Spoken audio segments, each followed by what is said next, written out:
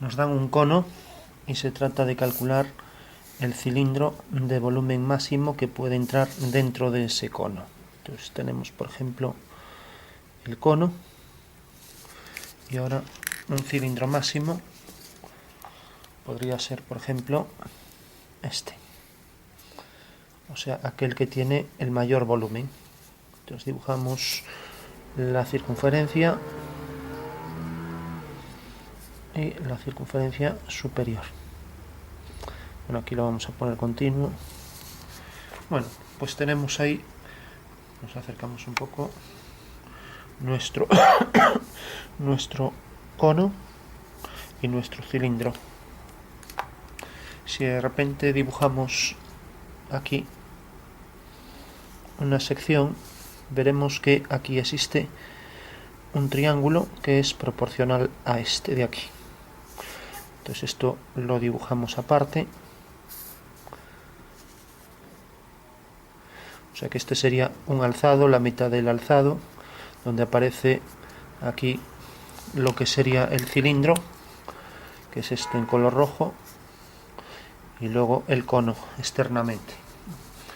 Entonces, bueno, de lo que se trata es de construir pues el cilindro que tenga el mayor volumen. No sabemos si tiene esa forma o, por ejemplo, si tiene esta forma. O sea, si por ejemplo es más pequeño, pero lógicamente tiene un diámetro mayor. La base podría ser, por ejemplo, así, como este, o podría ser a lo mejor más grande. Por ejemplo, así. Bueno, entonces para calcular eso simplemente buscamos una ecuación que relacione las dos figuras. Y decíamos que aquí en este triángulo teníamos que este triángulo era proporcional al triángulo este. Entonces, según eso, vamos a llamar, por ejemplo, a esta medida, a la medida total h, que corresponde a la altura. Tenemos el cilindro le llamaremos al radio, por ejemplo, x, y a su altura y. Y por tanto la medida esta será pues h menos i. Bueno, y a esto lo llamaremos r, por ejemplo. Bueno, tenemos ya ahí todos los elementos para buscar una relación. Entonces decíamos, por ejemplo, esto es a esto, como esto es a esto. O sea que h es a r, ya lo escribimos aquí, h es a r, como h menos i, que es esto, o sea esto menos esto, que es esto, h menos i, es, digamos, h menos i es a x. Bueno, ahí tenemos ya una ecuación. Y la otra viene dada por el volumen del cilindro. A esto le llamamos x y a esto le llamamos y. Como sabemos, en un cilindro tenemos la base, el área de la base por la altura me da el volumen del cilindro. Entonces, según eso tenemos el volumen es igual a pi por r al cuadrado, que es el área de la base, por la altura. Pero aquí r le hemos llamado x, o sea que será x al cuadrado. Y la altura le hemos llamado y, o sea que en realidad el volumen va a ser pi por x cuadrado y por y. Entonces ya lo escribimos aquí, volumen es igual a pi por x al cuadrado y por y. Bueno, tenemos ya las dos fórmulas. Entonces despejamos, por ejemplo, la x, dividiendo, pasa multiplicando, ponemos x es igual. Esto pasa multiplicando, r que multiplica a h menos i, y el h pasa aquí dividiendo.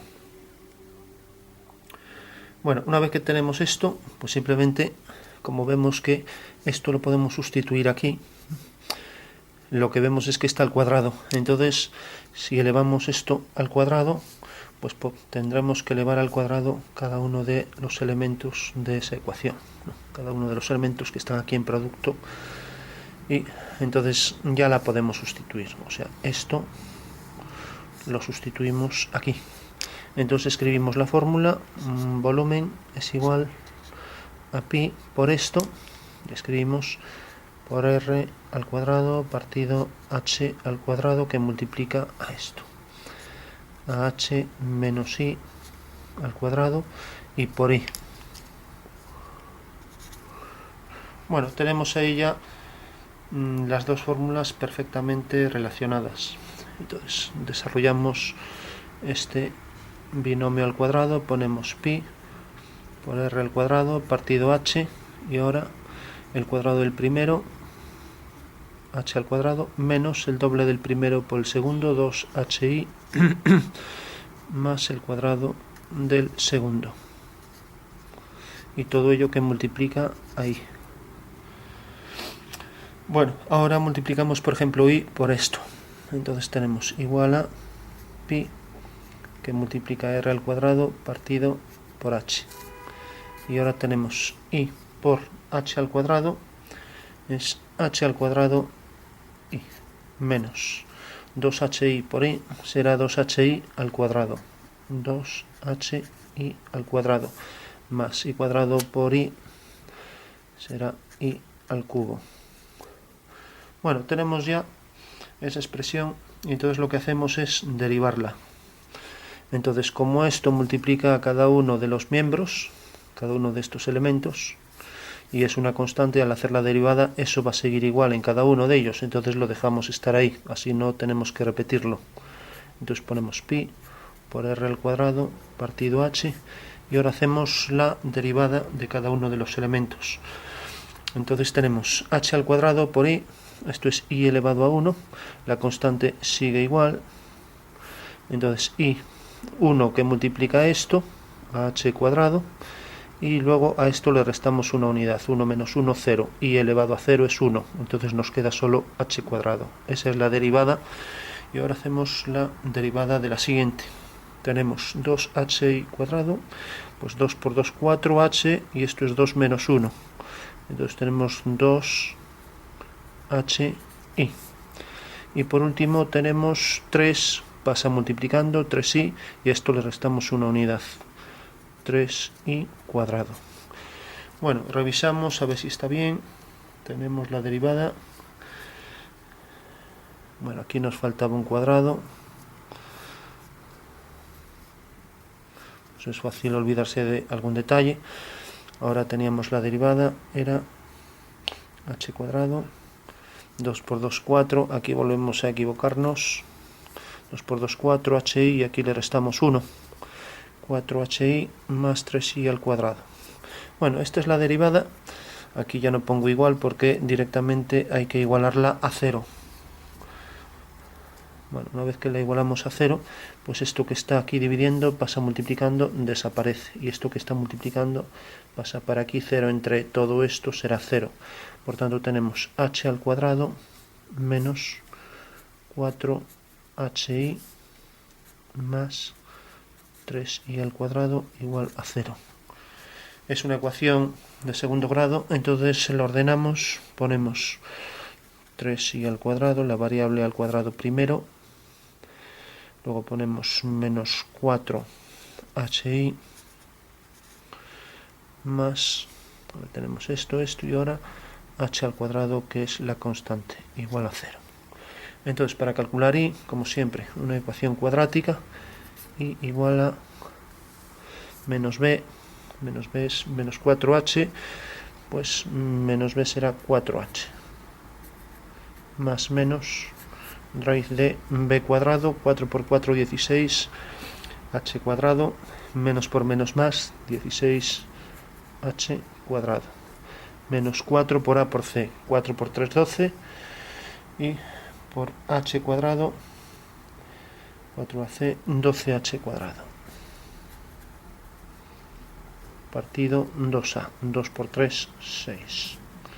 Bueno, tenemos entonces 4h más menos raíz cuadrada de 16 menos 12, 4h cuadrado, partido 2a, que es 6.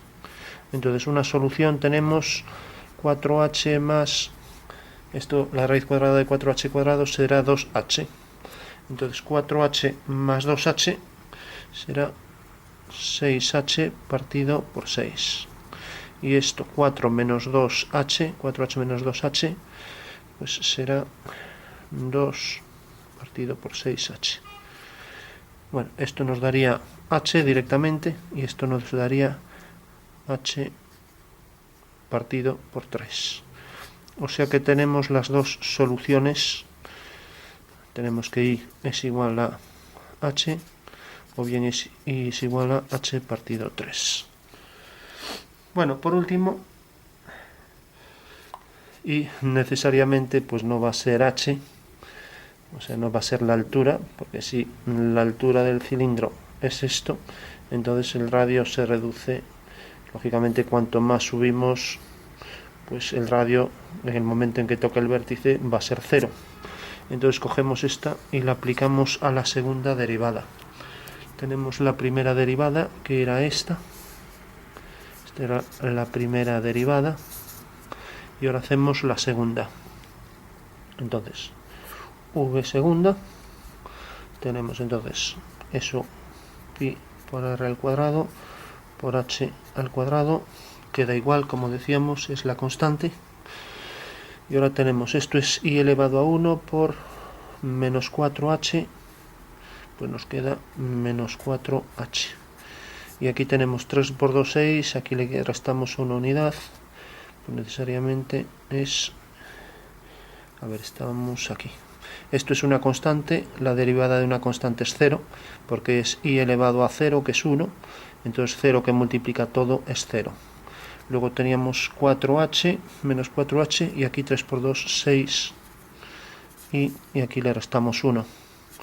Menos 4h más 6i. Esa es la segunda derivada. Bueno, y si sustituimos, por ejemplo, h partido 3 aquí, pues si es h partido 3, pues 6i, lo escribimos aquí, pues será 6h partido por 3. O sea, si multiplicamos i por 6, pues tendremos que multiplicar esto por 6. O sea que aquí nos queda 2h. Bueno, eso quiere decir que al sustituir esto aquí, pues nos queda lo mismo, pi r al cuadrado partido h cuadrado menos 4h más 2h. Como vemos, esto no hay que calcular nada, lo único ver que aquí nos queda menos 2h que multiplica esto. Por tanto es negativo, eso quiere decir que en este número tiene un máximo. Y si tiene un máximo, ya solo lo que nos queda es sustituirlo en esta ecuación para calcular el valor de x. Entonces cogemos esa medida, h sub 3, tenemos, lo escribimos, x es igual a r, que multiplica a h menos i partido por h. Escribimos lo que teníamos aquí y ahora esto es lo que tenemos que sustituir, lo que vale i. Pasamos RH para aquí y multiplicamos por h menos i, y es menos h partido 3, que es el que hemos tomado aquí. Entonces r partido por h, y ahora tenemos que multiplica, esto sería como 3 partido 3. Entonces 3 partido 3 tenemos que, ahí sería 3 tercios menos 1 tercio, pues sería 2 tercios. Bueno, ahí tendríamos entonces 2 tercios de h que multiplica a esto. Y por tanto tenemos que necesariamente vale 2 tercios de r, ya que en realidad la h y la h desaparece y nos queda 2 tercios de r. En consecuencia, si x es igual a 2 tercios de r e y es igual a h partido por 3, entonces ya podemos dibujar aquí con precisión la figura.